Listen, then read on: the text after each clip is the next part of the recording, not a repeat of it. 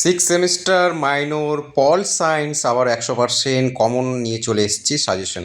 Hello dear student, আবারও নিয়ে চলে এসেছি অনেক দিন পর তোমাদের হাসি ফোটাবার জন্য। যে সকল স্টুডেন্ট ইউনিভার্সিটি অফ গৌড়বঙ্গ অধীনস্থ কলেজে যারা সিক্স সেমিস্টারে এবার মাইনর পলিটিক্যাল সায়েন্স নিয়ে যারা এবার পরীক্ষা দিতে চলেছ, তাদের জন্য বাছাইকৃত 8টি একদম হুবাহু প্রশ্ন নিয়ে চলে এসেছি। একদম তোমাদের মুখে হাসি ফুটবেই তো ফুটবে। এবং এই এটা হচ্ছে তোমাদের অনেকের লাস্ট সেমিস্টার। তোমাদের কাছে এবার মিষ্টি খাবোই তো খাবো, কারণ এবার গুরুত্বপূর্ণ কমন যোগ্য আবারও সাজেশন নিয়ে চলে এসেছি। তোমাদের ফার্স্ট সেমিস্টার থেকে তোমাদের হেল্প করে আসছি, এবং সিক্স সেমিস্টার তোমাদের পরীক্ষা রয়েছে সামনেও, তোমাদের অনেক উপকৃত হবে আশা করছি।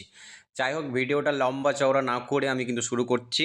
এগুলো হচ্ছে তোমাদের একদম ভেরি ভেরি ইম্পর্টেন্ট প্রশ্ন, তোমরা পারলে স্ক্রিনশট করে রেখে দাও।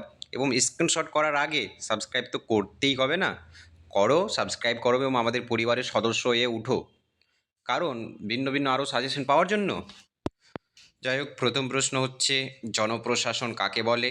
জনপ্রশাসনের প্রকৃতি প্রতিগুরুত্ব আলোচনা করো। জনপ্রশাসনের সংজ্ঞাটা তোমরা অবশ্যই পড়ে যাওয়ার চেষ্টা করো। জনপ্রশাসন কি?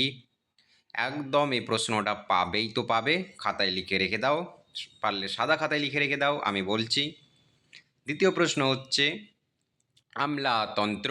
আমলাতন্ত্র সেটা ম্যাক্স ওয়েবারও বলে উল্লেখ করে দিতে পারে। আমলাতন্ত্র তত্ত্বটা ভালোভাবে ব্যাখ্যা সহ পড়ে যাবে, বৈশিষ্ট্য সহ।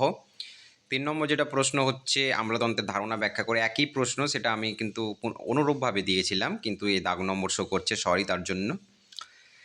4 নম্বর যেটা প্রশ্ন হচ্ছে, জননীতি কী, অর্থাৎ পাবলিক পলিসি কী? জননীতির প্রণয়নের বিভিন্ন ধাপ বিস্তারিতভাবে আলোচনা করো। এই প্রশ্নটাকে আরেকভাবে মানে ঘুরিয়ে পেঁচিয়ে, যাই হোক যেভাবে দিবে, সেটা হচ্ছে জননীতির সংজ্ঞা, বৈশিষ্ট্য ও প্রকারভেদ আলোচনা করো। মানে তোমাদেরকে অ্যাকচুয়ালি কথাটা হচ্ছে জননীতির এক্সপ্লেনটা পড়বে, এবং বৈশিষ্ট্য সহ প্রকারভেদ সহ পড়ে যাওয়ার কিন্তু পরীক্ষার হলে লিখতে পারবে। যাই হোক, নেক্সট প্রশ্ন হচ্ছে, পঞ্চায়েতি রাজ ব্যবস্থার গঠন, কার্যাবলী ও গুরুত্ব বিশ্লেষণ করো। এবং তারপরে প্রশ্নটা হচ্ছে, বিবেকেন্দ্রকরণের ধারণা ব্যাখ্যা করো, এর সুবিধা অসুবিধাগুলো লেখো। ওকে, লাস্ট প্রশ্ন যেটা তোমাদেরকে দিয়েছি সেটা হচ্ছে, ই গভর্নেন্স কি? ই গভর্নেন্সটা পড়ে যাওয়ার চেষ্টা করো, এর উদ্দেশ্য, গুরুত্ব এবং বাস্তবায়নের প্রধান চ্যালেঞ্জগুলো মানে আলোচনা করো।